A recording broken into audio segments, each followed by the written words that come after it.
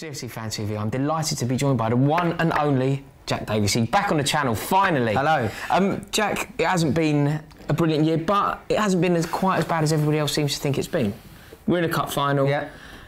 We're in the hunt for top four. It's very unlikely, but there's potential. Where there's a will, there's a way and all that. Yeah, I mean, look, let's not forget the magic and the glory that is the FA Cup. But, you know, as defending champions, I think we're all slightly... Yeah, it hasn't been an ideal season, I completely agree. Really? Do you think we can win the cup? Are we... Oh, yeah. Are we going to do that? Oh, God, yeah. And that would change everything. Like, the FA Cup is the most glorious cup competition in the world. It would be a wonderful thing to win. It's silverware, it's a day out at Wembley, it means the world to me. If we were to win that, it's not been a terrible season. If you win the FA Cup any season, you know, it's not been a disaster. You've done something well. You've won, you know, the greatest club competition in the world, in my eyes. Yeah. Apart from maybe the Champions League, but no. FA Cup's FA Cup. Yeah. So yeah, domestically, it's not going to be.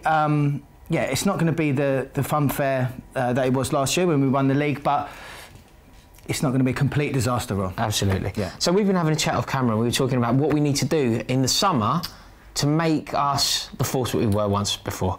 So we've highlighted 3 areas that we need to improve upon to get back to former glory. And the first thing that you highlighted was manager.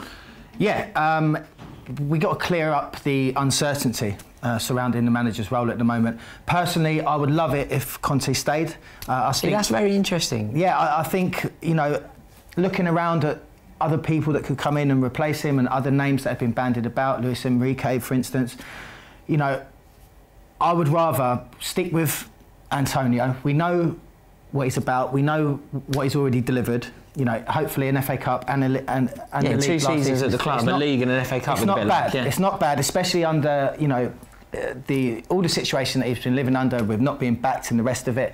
You know, 99% of the fans still, you know, singing his name week in, week out. So if we can resolve that situation happily, that would be my #1 choice.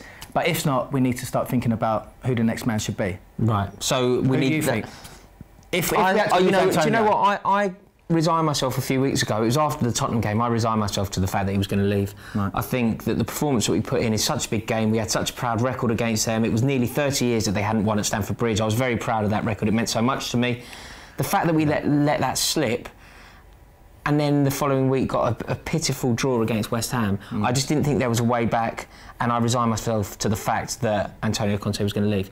I love him forever. Football for me is about chasing a buzz. It's like being a junkie. You kind of go around chasing a buzz, don't you? Yeah. And the buzz that I got out of football last season will mean that I can never subscribe to the people who give him grief. Yeah, absolutely. You know, I'll always be respectful to Conte. I did think that it was... I couldn't see a situation where he would stay. Yeah. And I still can't, really. I don't think he'll be Chelsea manager next season. I hope that...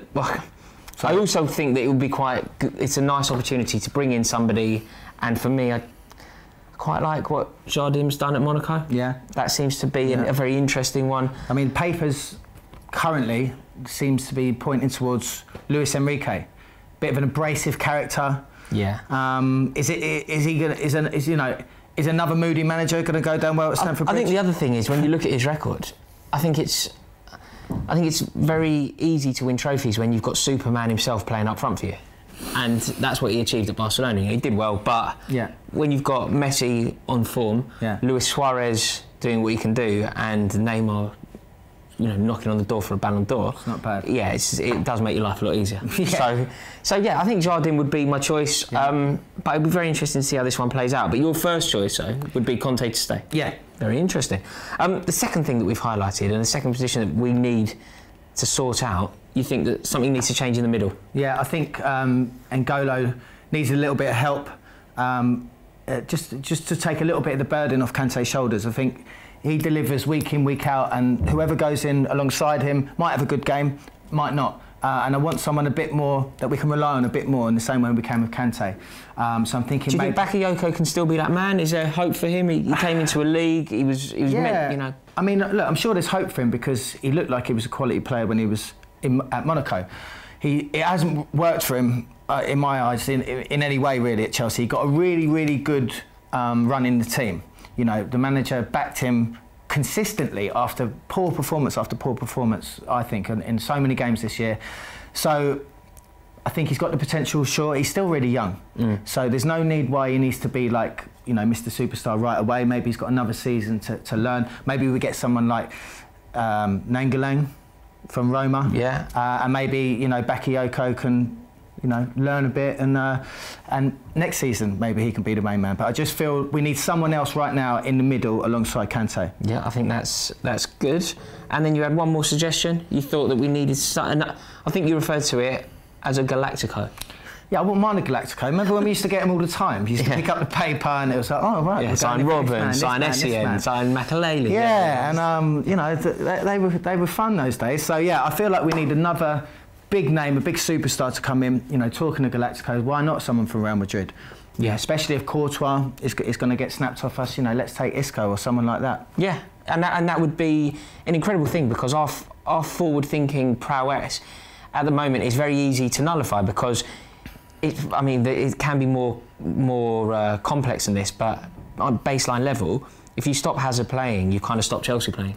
Whereas if you had Hazard in the team and somebody like Isco as an option as well, all of a sudden they can't double up on Hazard, so that will create Hazard having more room if he stays, of course. Exactly. I mean, and it's impossible to replicate Hazard, isn't it? I mean, we've got Pedro, we've got Willian. You know, they're both great at what they do, but they're not Eden Hazard. And there is so much pressure on him to perform. When he performs, we perform. So I think having someone who's at that same level, you know, in that world-class bracket, or knocking on the door of being, you know, a surefire world-class player, that's what we need to be looking at. I agree. Jack, thank you so much for coming on there. Jack's 3 things that need to happen in the summer for next season to not be a write-off. Optimistic they can happen? Absolutely. Lovely, mate. Thanks so much for coming on. Please come again more often. And we'll see you in the next video. Go on, you place.